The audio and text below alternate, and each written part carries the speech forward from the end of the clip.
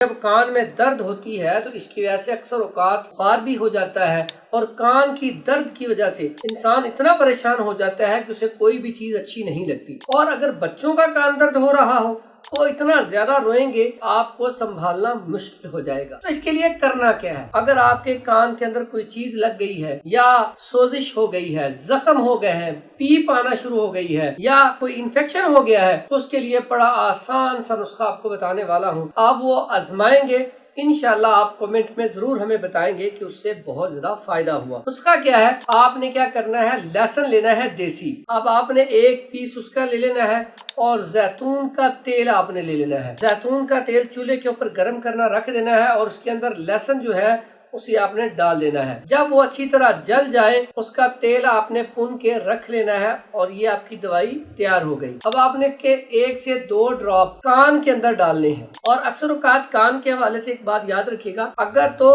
آپ کے پھنسی وغیرہ ہے تو آپ نے اسی سائڈ پہ ڈالنا ہے۔ اگر آپ کے اندر زخم انفیکشن زیادہ بڑھ چکا ہے تو آپ نے اس کے اپوزٹ کان میں ڈالنا ہے۔ اس کے بہت زیادہ فوائد حاصل ہوتے ہیں کہ آپ کا یہ والا کان بھی درد ختم ہو جائے گا، اور اس کے بعد چند دن کے بعد آپ اس کان میں بھی ڈالیں گے، یعنی کہ دونوں کانوں میں بعد میں باری باری ڈالیں گے، تو اس سے یہ درد ختم ہو جائے گا۔